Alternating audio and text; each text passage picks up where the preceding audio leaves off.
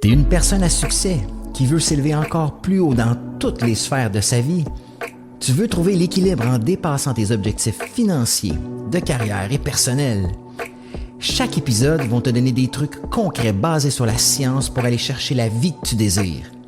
Merci de passer ces quelques minutes avec moi. C'est un départ.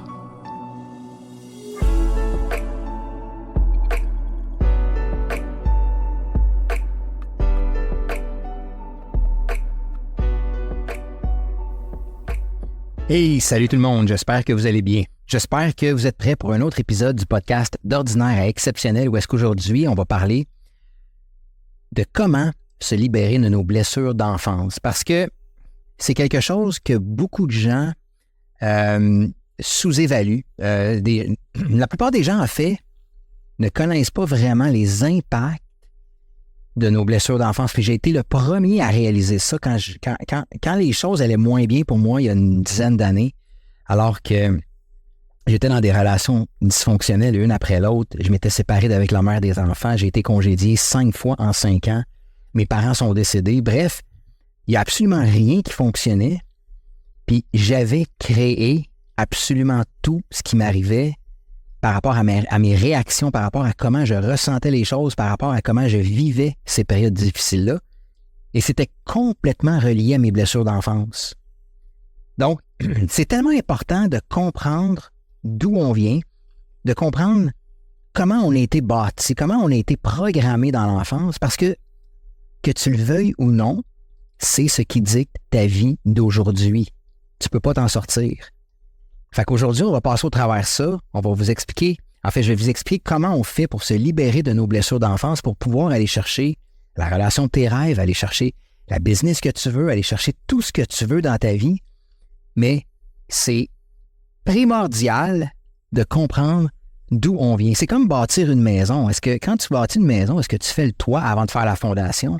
Mais quand tu veux te guérir, quand tu veux aller mieux, quand tu veux devenir la meilleure version de toi-même, c'est la fondation qu'il faut que tu ailles régler. Et la fondation est constituée de ton enfance. C'est comment tu as été bâti. Donc, c'est hyper important. Donc, aujourd'hui, on voit ça. J'espère que vous êtes prêts. Ce qu'il faut comprendre, c'est que la plupart d'entre nous, en fait, tout le monde, on a expérimenté des trucs dans notre enfance. OK? Il y en a que ça a été plus dramatique que d'autres. Il y en a qui ont vécu des gros traumas, qui ont vécu des choses dramatiques. Et il y en a d'autres qui ont vécu des choses un peu plus simples, un peu moins, en fait, qu'on peut percevoir un peu moins dommageables, mais il n'y a pas de degré de dommages que les blessures d'enfance ont été créées par rapport à ce que tu vis aujourd'hui. Tu peux avoir vécu des choses très, très banales, mais qui t'affectent au plus haut point aujourd'hui. Donc, il ne faut pas minimiser, il ne faut pas dire « OK, cette personne-là a vécu des choses extrêmement graves, alors il faut s'en occuper plus, alors que moi, je n'ai pas vécu grand-chose, alors je n'ai pas besoin de travailler ça. Au contraire, tout le monde a besoin de travailler son enfant intérieur, puis ce n'est pas nécessairement des trucs qui sont arrivés réellement aussi qui est important à comprendre. C'est la perception que tu as eue en tant qu'enfant qui a généré des émotions qui ont créé des blessures. Parce que souvent, j'entends des gens dire « Ah, moi, j'ai eu une super belle enfance, je ne me rappelle pas de trucs qui me soient arrivés. » C'est normal, c'est dans l'inconscient. Puis ça se peut qu'à 4 ans, 5 ans, 6 ans, tu ne te rappelles pas de ce qui s'est passé, mais que tu aies perçu des choses qui t'ont fait mal à l'époque, puis que tu traînes encore aujourd'hui et que tu t'en rends pas compte. Puis, tout ce qui s'est passé dans ton enfance va affecter aujourd'hui comment tu te perçois en tant que personne, comment tu perçois les autres et comment tu perçois le monde. Vois-tu à quel point c'est primordial d'aller en profondeur là-dedans parce que c'est ce qui dicte ta réalité aujourd'hui. Donc, puis je vais aller encore plus loin, en fait, c'est que tes blessures d'enfance de toutes sortes, OK? Peu importe ce que tu as vécu dans ton enfance, ça va affecter ta relation avec les autres, ça va affecter ta santé mentale, ça va affecter ta santé physique. Ça va tout t'affecter dans ta vie. C'est pour ça que c'est primordial d'aller régler ça. Puis la raison est simple, très très simple. Les recherches montrent que si tu ne règles pas tes blessures, peu importe l'ampleur, peu importe ce que tu as vécu, tu vas rester coincé dans tes douleurs. tu vas rester coincé dans ce que tu vis actuellement. Tes blessures d'enfance, tout ce que tu as vécu dans l'enfance, OK, impacte tes vies de plein de façons que tu ne t'attends pas, que tu ne te rends pas compte, que c'est inconscient, c'est absolument inconscient. Puis ça nous déclenche des réactions de toutes sortes pour des raisons qui nous sont complètement inconnues, des raisons qu'on ignore. À un moment donné, tu peux complètement t'auto-saboter dans un projet qui te tenait à cœur, tu n'as aucune idée pourquoi tu as fait ça. Je te garantis que si on plonge dans ton enfance, c'est relié à quelque chose que tu as vécu. Ou tu vas saboter des relations, je suis convaincu que si on plonge dans ton enfance, on va faire le lien avec pourquoi tu t'auto-sabotes aujourd'hui en fonction des relations. Donc, c'est primordial d'aller là-dedans, OK? Puis, en fait, il y a tellement d'avantages à plonger dans nos histoires pour régler tout ça, parce que c'est ce qui va régler ta vie aujourd'hui. Alors, oui, c'est important de travailler sur toi, mais à un moment donné, là, arrête d'aller assister à des conférences, arrête d'écouter des vidéos sur YouTube, arrête de lire 1 milliard de livres qui ne te donnent rien. Prends conscience de tout le travail que tu fais sur toi et prends conscience des résultats. C'est Neil Donald Walsh qui a déjà dit ça. À un moment donné, là, fais ce qui fonctionne. Il y a des gens qui me disent, là, je parle à des centaines de personnes par mois, il y a des gens qui me disent « Ah, moi, ça fait 10 ans que je travaille dans la croissance personnelle, que je travaille sur moi, je lis des livres. » OK, c'est quoi les résultats que tu as eus? Je sais pas, j'avance un peu. Non, tu n'avances pas, tu n'as pas de résultats. Neil Donald Walsh a déjà dit, fais ce qui fonctionne. Si ça fait 10 ans que tu travailles sur toi et que tu n'as pas de résultats, bien, force est d'admettre que c'est que ça ne fonctionne pas. À un moment donné, il faut sortir la tête du sable, puis il faut réaliser que ce qu'on fait, ça ne marche pas. Puis je l'ai réalisé tellement quand j'ai commencé à travailler mon enfant intérieur, tout part de là. J'ai bâti une business que j'aurais jamais été capable de bâtir si je n'avais pas été réglé mes problèmes d'enfance, mes blessures que j'ai encourues quand mon père était alcoolique, ma mère dépendance affective, puis j'avais pas de confiance en moi dû à ces trucs-là. Mais il a fallu que j'aille faire le travail. Donc, aujourd'hui, je vais te donner des trucs, OK, pour vous aider à régler ça. Le premier truc, surveille tes réactions exagérées. OK? À chaque fois que tu réagis de façon intense, exagérée par rapport à une situation, ça vaut la peine d'aller en profondeur. Pourquoi tu réagis si fortement? Pourquoi tu as eu cette réaction-là? Est-ce que tu te mets en colère de façon intense dans des situations précises? Est-ce que la chienne te pogne quand tu viens pour faire un projet? C'est intense, tu n'as aucune raison pourquoi. Fait que quand tu as des réactions exagérées, il faut que tu en prennes conscience. OK? Puis, va chercher l'émotion qui est générée. C'est quoi l'émotion qui est générée quand tu as quelque chose d'intense qui se produit? C'est-tu la peur, la colère, la tristesse? Puis, explore les images qui te viennent en tête. À quoi tu penses? À quoi tu penses quand il y a quelque chose d'exagéré qui se produit? Quand ton conjoint ou ta conjointe te dit quelque chose, puis là, tu deviens en colère. C'est sûr qu'il y a des images dans ta tête. Prends conscience. C'est sûr que là, tu ne le sais pas parce que tu réagis de façon inconsciente. Tu exploses, tu n'es plus conscient, tu perds le contrôle. Mais prends conscience des réactions exagérées. C'est quoi l'émotion? Comment tu te sens? C'est quoi les images qui sont générées? C'est quoi l'émotion qui est générée? Tristesse, colère? Puis c'est quoi les pensées qui te viennent en tête? Est-ce que c'est des peurs de l'échec? Est-ce que c'est de la trahison? En comprenant, OK, tes sensations, tes réactions, tes émotions, en comprenant les images, en prenant conscience des images qui se présentent dans ta tête, les émotions qui sont générées, où est-ce qu'elles sont générées? C'est-tu dans ton ventre, dans ta gorge? Les pensées qui sont générées à un événement précis, ça va te donner d'immenses indices, OK, de ce qui n'a pas été réglé dans ton passé. Je te le dis, fais l'exercice. Ça demande du contrôle. Ça demande, en anglais, ils disent de l'awareness. Il faut que tu sois conscient. Mais prends conscience de tes réactions exagérées, puis de toutes les émotions qui sont générées, de tes pensées, des images. Puis tu vas commencer à comprendre des choses par rapport à ton passé, c'est garanti. Un deuxième truc que tu peux pratiquer, c'est écrire rapidement là, 10 blessures que tu penses avoir subies dans ton enfance. Il y en a pour qui ça va être difficile parce qu'il y en a qui vont dire « Ah, moi, j'ai pas 10 blessures que j'ai subies, mais assis-toi, prends conscience de ton enfance, prends conscience de tout ce que tu as vécu, puis je suis certain que tu peux en trouver 10. Puis il y en a pour qui ça va être ultra facile. Puis je vais vous donner un exemple, OK? Puis un exemple que j'ai découvert récemment en travaillant avec mon coach, parce que oui, je suis encore accompagné. En fait, moi, c'est crucial de me faire accompagner, de devenir la meilleure version de moi-même en tout temps. Fait que, tu sais, les gens qui me disent « Moi, j'ai pas besoin d'aide », moi, ça fait 7-8 ans que je travaille dans ce domaine-là. Je connais tous les trucs au monde pour changer sa vie et je me fais encore accompagner. Pourquoi? Parce que je veux toujours devenir la meilleure version de moi-même. Puis plus tu grandis, plus il y a des croyances limitantes qui arrivent. Je vais te donner un exemple.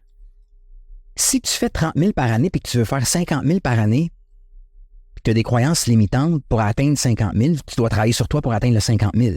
Mais une fois que tu as atteint 50 000 par année, il y a des croyances limitantes qui vont arriver pour faire 100 000 par année. Une fois que tu as fait le 100 000 par année, il y a des croyances limitantes qui vont arriver pour faire 1 million par année. Donc, il y a tout le temps, plus tu grandis, il y a tout le temps des croyances limitantes qui surviennent. Fait qu'il y a des gens qui veulent s'élever. Moi, je suis dans ce type de gens-là. Je veux m'élever. Je veux tout le temps être la meilleure version de moi-même.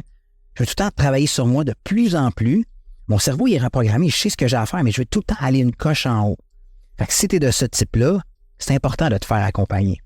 Bref, c'est une petite parenthèse. Mais je vous raconte une histoire que j'ai découvert récemment, une blessure de trahison que je n'avais pas vraiment pris conscience depuis toutes ces années. Quand j'étais jeune, à l'âge de 12 ans, j'avais 2 amis, Yannick et Steven, puis je me rappelle à tous les samedis matins, les 2 m'appelaient « Hey Eric, est-ce qu'on joue ensemble? » Là, j'étais comme « Ben oui, on joue ensemble, ça serait le fun. » Fait que Yannick, il m'appelait, il disait « OK, je m'en viens chez toi. » Steven, il m'appelait, il disait « OK, on s'en vient chez toi. » Puis là, il était peut-être 10 heures du matin. Puis là, à midi, il n'était pas là. À 1 heure, il n'était pas là. À 2 heures, il n'était pas là. Puis je réalisais que Yannick et Steven, ils allaient jouer ensemble sans m'avertir. Ils allaient chez un ou l'autre, chez Yannick ou Steven, puis ils ne m'avaient même pas averti. Fait qu'ils m'avaient appelé pour jouer avec moi, puis ils ont changé d'idée, puis ça arrivait tout le temps, ces choses-là. Puis là, ils s'en allaient jouer un avec l'autre, puis ils m'ignoraient. Je me rappelle, j'avais 12 ans, je me sentais complètement trahi. Je me sentais rejeté, je me sentais abandonné. Puis ça faisait mal. Puis aujourd'hui, je réalise que dès que quelqu'un ne respecte pas sa parole envers moi, ou dès que quelqu'un me ment, ou peu importe, je réagis extrêmement, ou je réagissais, là, depuis que je travaille avec mon coach, je réagissais extrêmement fortement.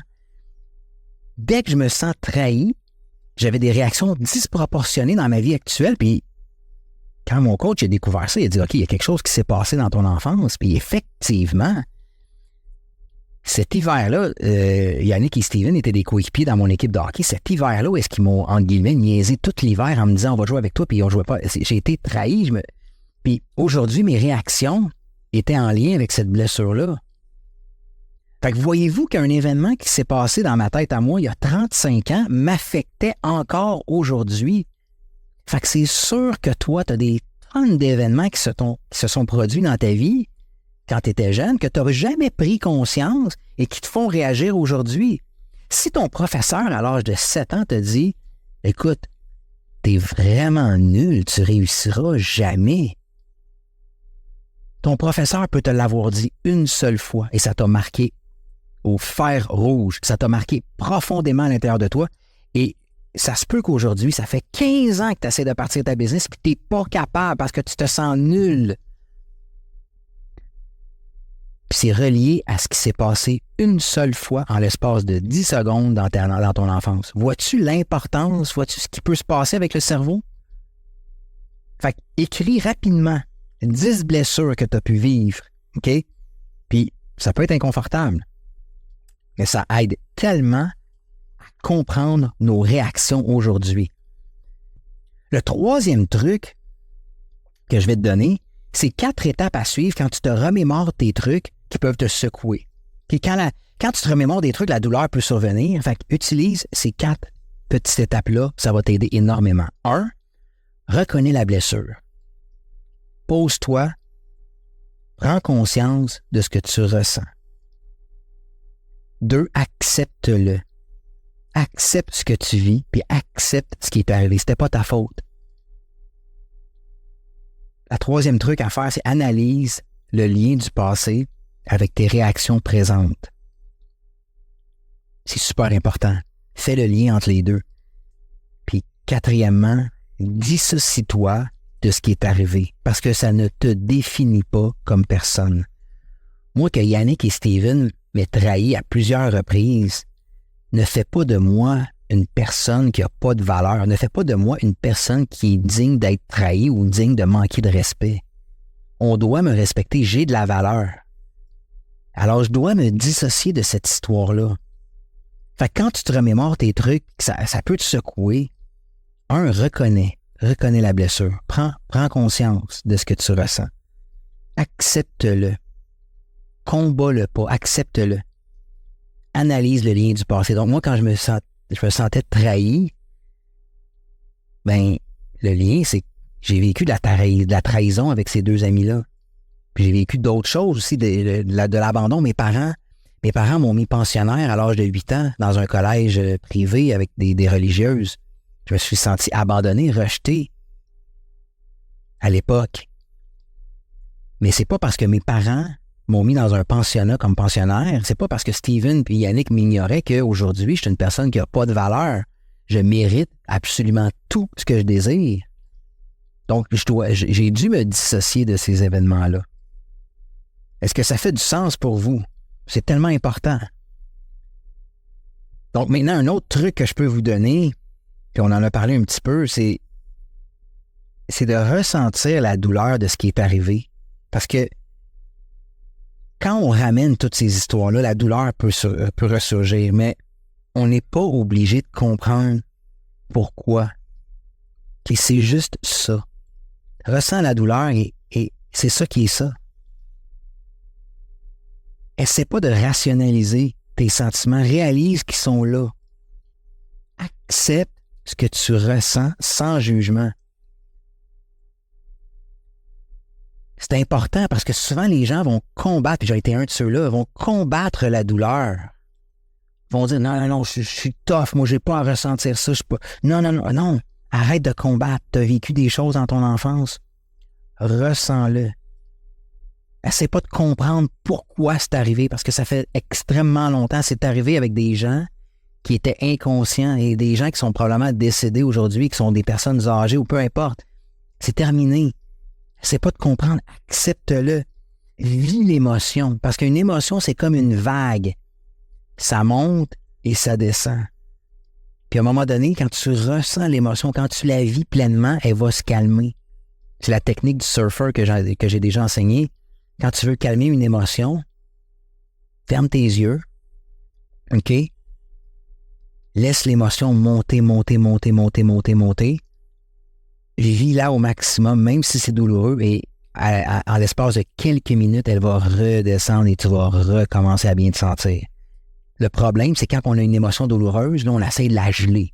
On essaie de s'étourdir. Il y en a qui vont boire, il y en a qui vont aller magasiner, il y en a qui vont regarder leur iPhone, il y en a qui vont se lancer dans la pornographie. Ils font plein d'affaires et ils répriment l'émotion, ils la fuient. Puis ce que tu fuis te poursuit. Vis-la l'émotion. Tu vas voir, plus tu vas pratiquer cette technique-là du surfer, plus l'émotion, tu vas la libérer.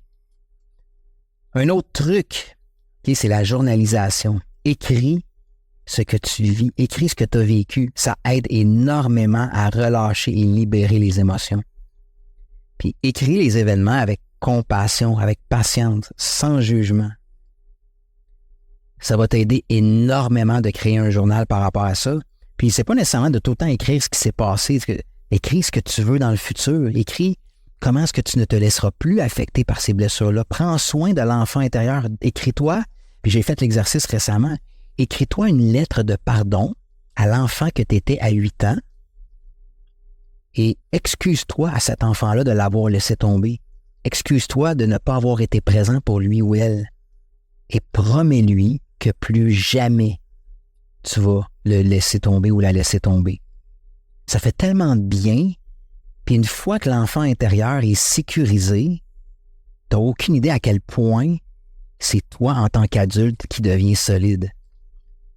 Fait que l'idée, c'est de prendre soin de ce petit enfant-là qui a vécu des traumas, qui a vécu des blessures, qui a vécu des trucs. Puis en tant qu'adulte, tu vas sécuriser cet enfant-là dans la journalisation, dans l'écriture, puis ça va t'aider énormément. Un autre truc que tu peux appliquer, c'est de créer de la cohérence avec tout ça. Parce que quand on commence à identifier les blessures, on peut commencer à se poser des questions comme est-ce que mes comportements d'aujourd'hui font du sens? On commence à comprendre que c'est l'enfant en nous qui réagit. OK? C'est à ce moment-là qu'on peut commencer à créer des nouvelles façons de réagir, d'agir avec cohérence. On peut comprendre maintenant que c'est juste notre enfant intérieur qui réagit. Puis on peut se poser la question, comment est-ce que je pourrais mieux réagir?